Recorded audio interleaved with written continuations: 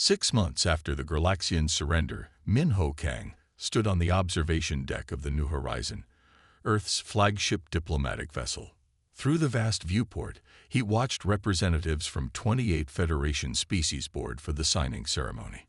The massive ship orbited a neutral space station where the new Federation charter would be ratified. "Nervous?" asked Kita Jong, Earth's defense coordinator, who joined him at the window. Min-Ho adjusted his formal uniform. "A little. Everything changes today."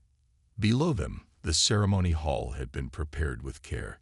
Each species' cultural preferences had been considered in the seating arrangements, atmospheric settings, and diplomatic protocols.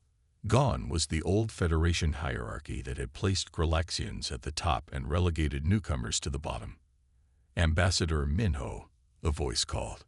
He turned to see Dr. Miktu approaching, the Galaxian scientist now serving as his species representative.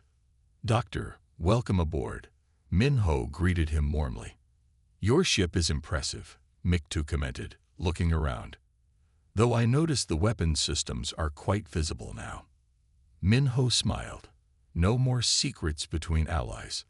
The ceremony began with representatives from each world taking their places. The Galaxian delegation entered last, their once proud posture now subdued. Their new leader, Councillor Drek, had replaced the war-hungry Brevak after a peaceful transition of power.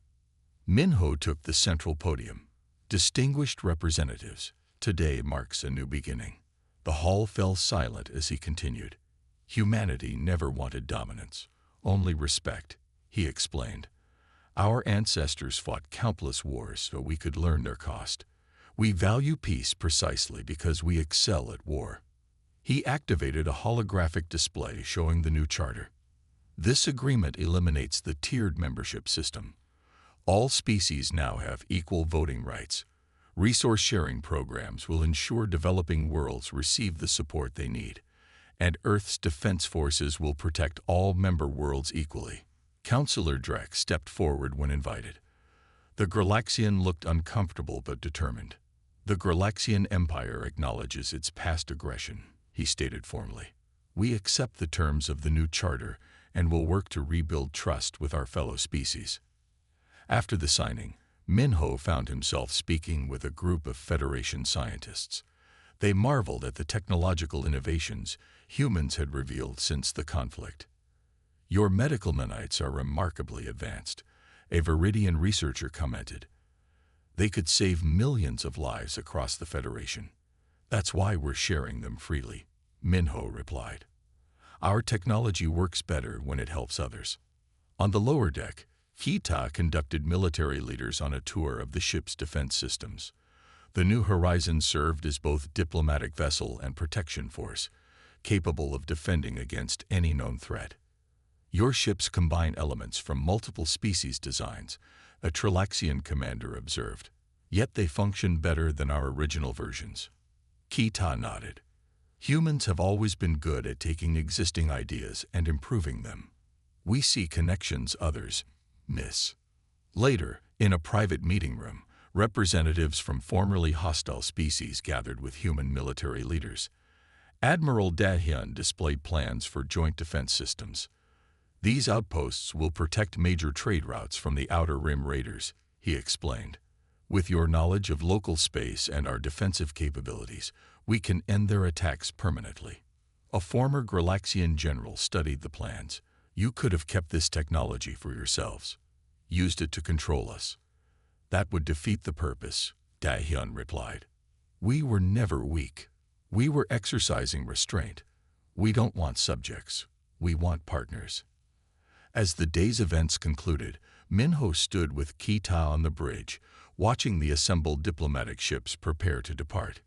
"Impossible." Councillor Ziv gasped as the holographic feeds showed the Galaxian Armada falling to Earth's fleet. The emergency council session had been called as reports flooded in from across Federation space. Representatives from 32 species watched in stunned silence as the military might of the Galaxians, the Federation's strongest species, crumbled in a matter of hours. How did they hide such power? A Viridian representative whispered. They seemed so primitive. The council chamber doors slid open, and Professor Yun Ji-yoon entered. The human scientist walked calmly to the center platform, her simple gray uniform bearing no military insignia or rank. "You're wondering how we did it," she said, her voice soft, but carrying to every corner of the room. High Counselor Brevak, his purple scales pale with stress, leaned forward. "Was this your plan all along? Infiltrate the Federation with deception, then attack?" Eun-ji shook her head. "No. We genuinely hoped for peaceful cooperation. The attack on our outpost forced our hand." She activated the chamber's display system, showing images of Earth's history. "You misunderstood us from the beginning. Humans aren't docile. We're patient. Our history isn't just war. It's mastering the art of strategic deception." The images showed ancient battles where smaller forces defeated larger ones through clever tactics. Sun Tzu, one of our greatest military philosophers, taught us that all warfare is based on deception over 2,000 years ago. Counselor Mikta stepped forward. "I warned this council. I saw the patterns." "Yes," Yunji acknowledged. "You were more observant than most. That's why we invited you to Earth." "The technology," another counselor interrupted. "How did you advance so quickly?" Yunji's expression remained neutral. "We didn't. We already had much of it before first contact." Gasps echoed through the chamber. "Not as refined, perhaps. But the basics.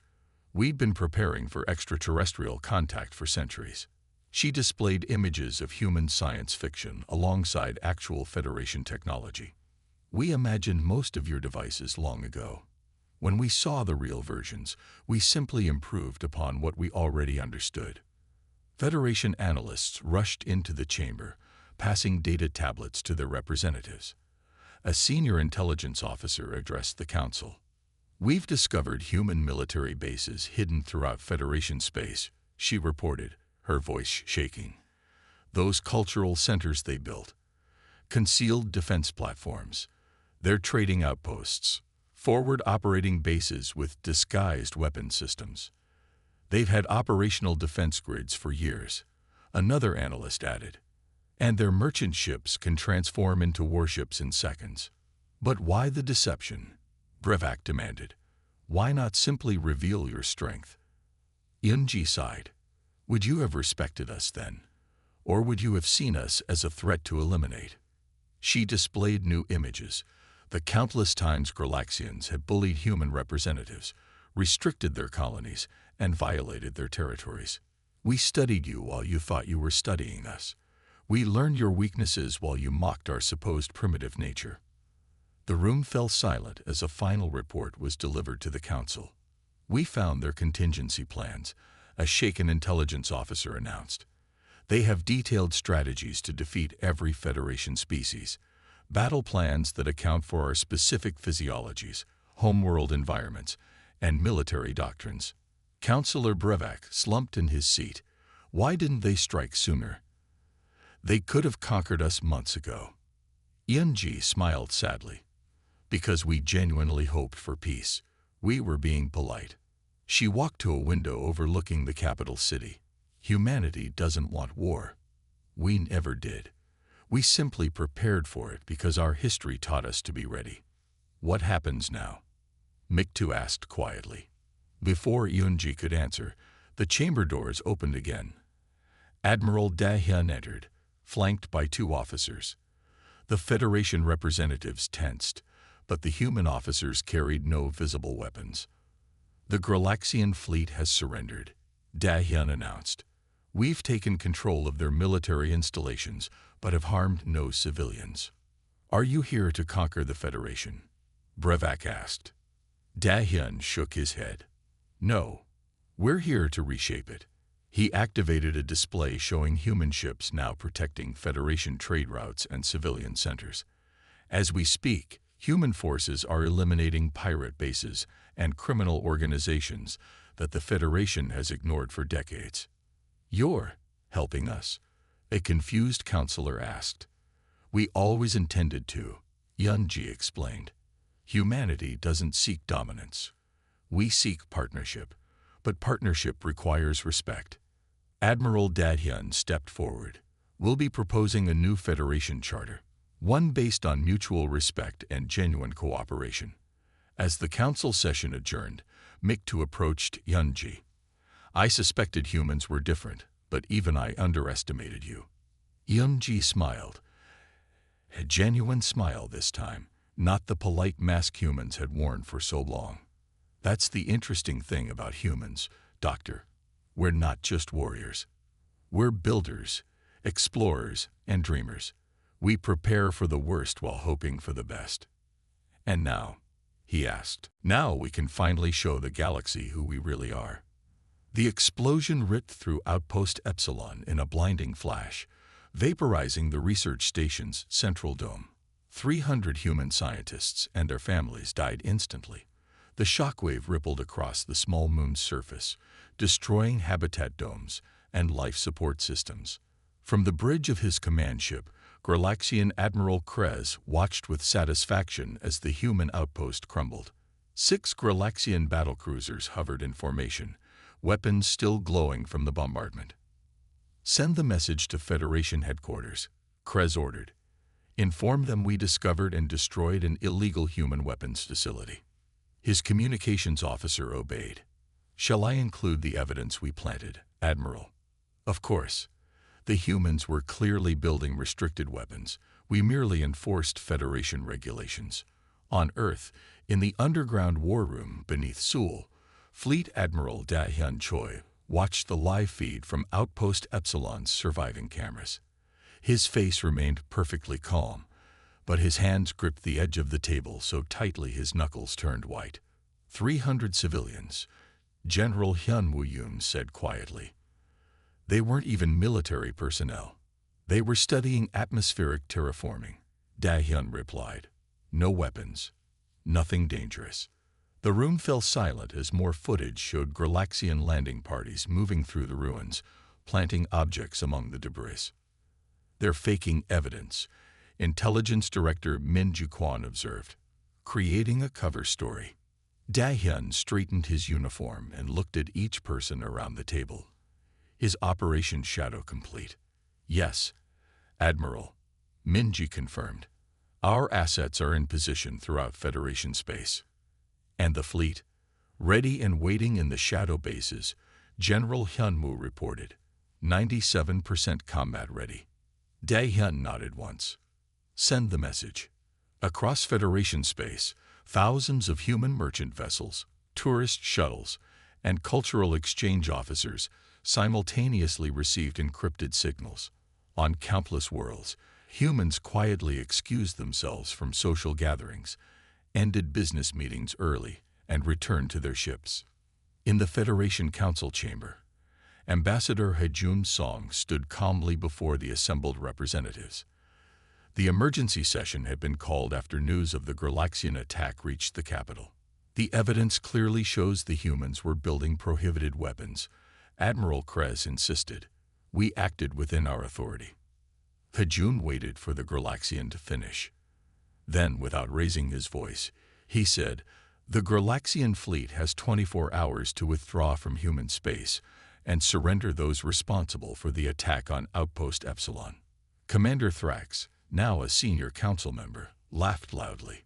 Or what, primate? Hejun merely smiled. You'll see. Is this pathetic creature threatening the mighty Galaxian Empire? Thrax bellowed. Your species can barely reach your own moon without our technology. 24 hours, Hejun repeated, still smiling politely. Then he turned and walked out of the chamber. Back in his private office, Hejun contacted Earth. The message has been delivered, Admiral. They're not taking it seriously. Good, Da-hyun replied. That will make this easier. Exactly 24 hours later, Admiral Krez stood proudly on his bridge as the deadline passed. See, the humans do nothing. They know their place. Suddenly, alarms blared throughout the ship. Admiral, multiple ships decloaking around us. Where there had been empty space, dozens of sleek, black vessels appeared, surrounding the Galaxian fleet. On his tactical display, Krez watched in horror as hundreds more human warships revealed themselves throughout Galaxian territory. "Impossible," he gasped. "Where did they get this technology?" The human vessels were unlike anything the Federation had seen before. Their hulls incorporated elements of various alien designs, but improved upon them in ways that shocked Galaxian engineers. Krez's communications officer looked up in panic. "Admiral, we're receiving reports from the homeworld. Human merchant ships in our orbits are transforming. They've deployed weapon systems on 1,000 Federation worlds." The truth became clear. The humble human trading vessels that had been visiting for months weren't what they seemed. Hidden beneath innocent exteriors were advanced military ships in disguise. Admiral Krez opened a channel to the human fleet. "This is a violation of Federation law. You have no right." The transmission was cut off as the first human vessel fired. Its beam sliced through the Galaxian flagship shields as if they weren't there. "Target their weapons and engines only," Admiral Dahyun ordered from Earth Command. "Disable, don't destroy, unless absolutely necessary." The battle lasted less than 20 minutes. The Galaxian fleet, once considered the most powerful in the Federation, found itself completely outmatched by human technology they hadn't known existed. As his ship's systems failed around him, Admiral Krez received a transmission from a human captain. "This was just the first fleet," the human said calmly. "We have 2 more waiting if needed. Surrender now." Across Federation space, the same scene played out as human forces revealed their true strength. The galaxy watched in shock as the mighty Galaxians were brought to their knees in less than a day. In the council chamber, Thrax stared in disbelief at the reports flooding in. "How?" he whispered. "They were primitives." Ambassador Hejun approached him with the same polite smile he'd always worn. "No," he said quietly. "We were just being polite." 6 months after first contact, Dr. Miktu paced nervously in his lab aboard the Federation science vessel orbiting Earth. The small Galaxian scientist had spent weeks analyzing human behavior patterns, and what he found disturbed him deeply. "Computer, display human adaptation rate again," he requested. Holographic charts appeared, showing the speed at which humans were absorbing and implementing alien technology. The line rose at an angle far steeper than any other species in Federation records. Miktu's assistant, a tall Viridian named Lox, entered the lab.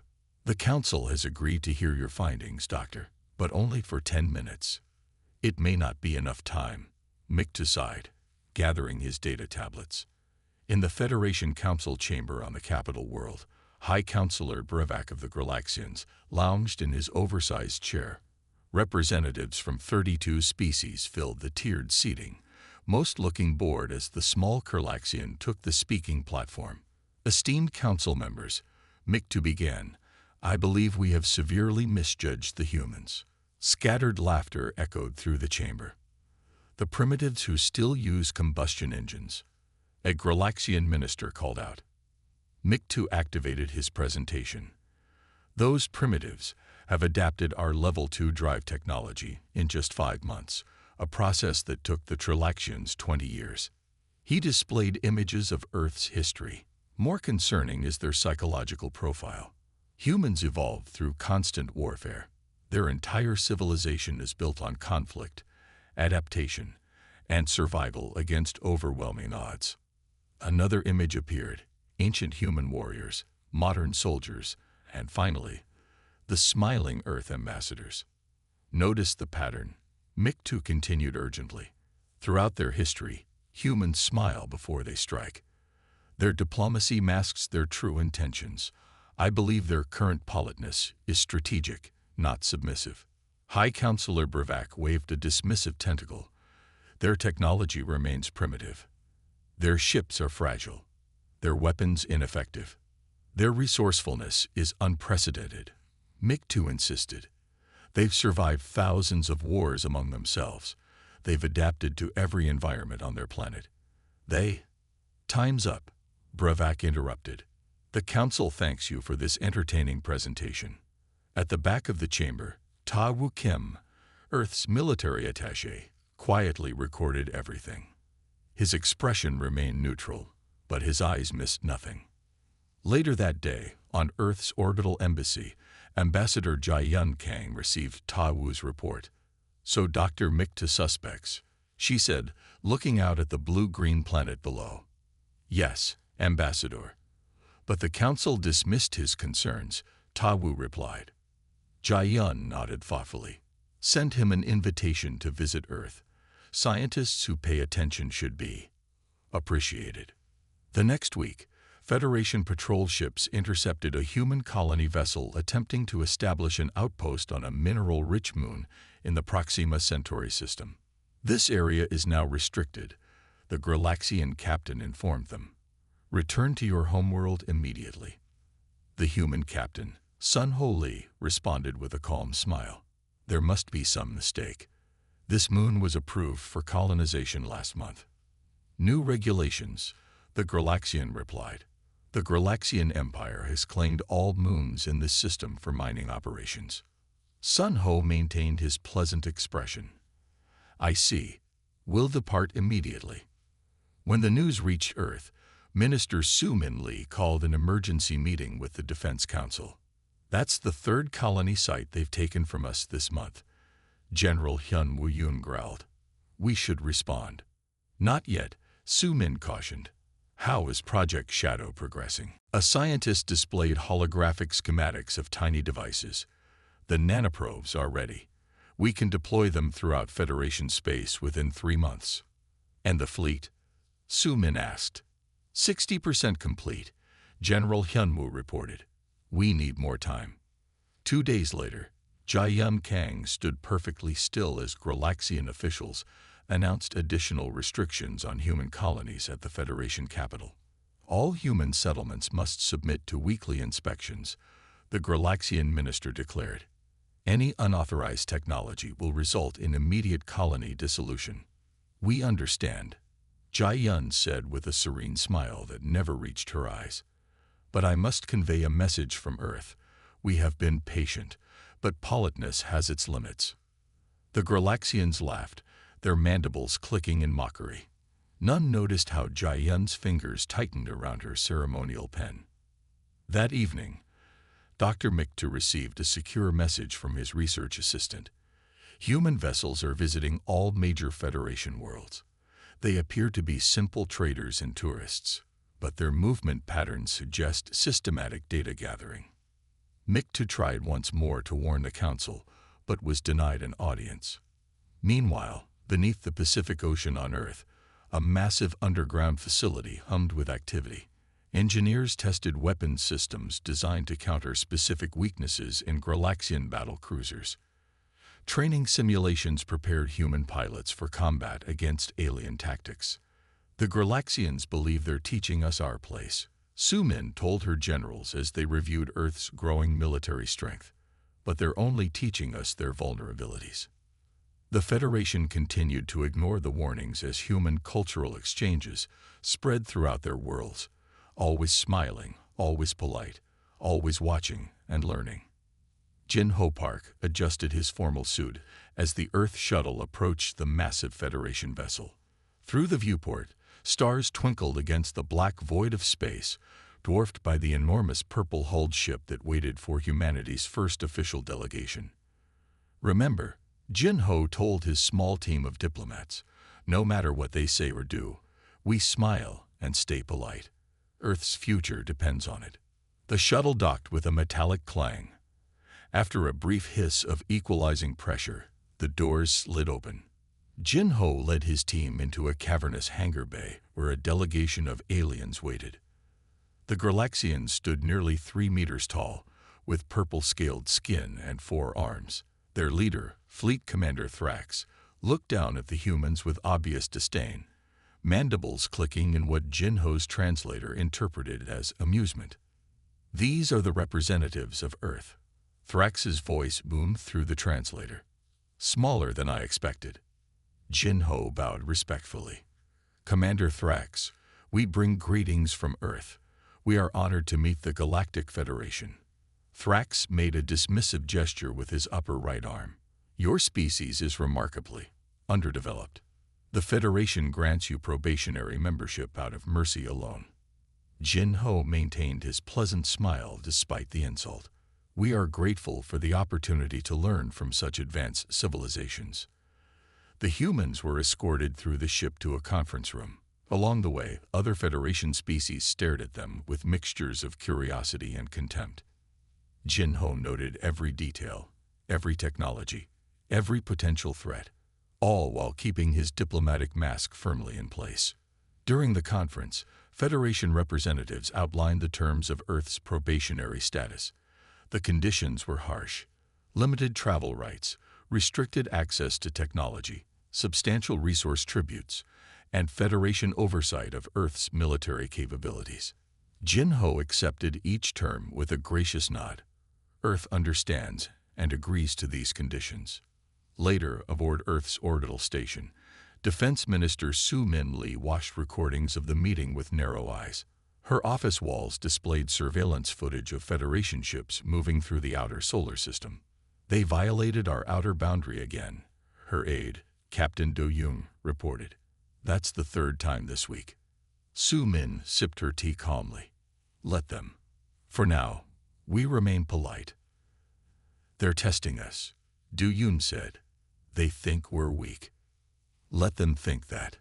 Su Min turned to the large screen showing construction, feeds carefully hidden on the far side of Mars. Massive shipyards were taking shape, and prototype vessels using reverse-engineered alien technology were already in testing phases. How long before the first fleet is ready? She asked. 2 years at current pace, Du Yun replied. Faster if we get more Federation tech to study. Su Min nodded. Tell our ambassadors to request more educational exchanges. Say we're eager to learn about Federation engineering. The next day, Jin Ho met with representatives from 12 Federation species. The Galaxians dominated the conversation, repeatedly interrupting and belittling Earth's questions. Your primitive understanding amuses us, Thrax said when Jin Ho inquired about their faster-than-light drive systems. Perhaps in a few centuries, you'll grasp the basics. Jin Ho smiled and bowed. We are patient learners. A smaller alien, a Galaxian scientist named Dr. Miktu, watched the exchange with interest. After the meeting, he approached Jin Ho privately. Your people handle insults with unusual grace, Miktu said. Most new species react with anger or shame.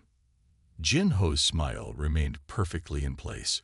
Earth has many cultures with different virtues. Patience is one we value highly. I've studied your planet's transmissions, Miktu continued. Your history suggests otherwise. For just a moment, Jin Ho's smile faltered. Then he laughed lightly. History teaches valuable lessons. That's why we now prefer patience and diplomacy. That night, Jin Ho sent an encrypted message back to Earth. They're underestimating us. Continue the plan. 6 months passed. Federation ships regularly entered Earth's solar system without permission. Trade agreements heavily favored alien merchants. Humans traveling to Federation worlds faced discrimination and restrictions. Through it all, Earth's representatives maintained their polite, accommodating demeanor. They never complained. They never threatened. They simply smiled, bowed, and continued learning everything they could about Federation technology, military capabilities, and political structures. Behind Mars, out of sight of Federation observers, Earth's first battleships took shape. Built with knowledge gleaned from careful observation and quiet study, they incorporated design elements from a dozen alien civilizations, improved upon by engineers who had spent their lives preparing for this moment. We've waited this long. Su Min told her generals as they reviewed Earth's growing strength. We can wait a little longer. For now, we remain polite.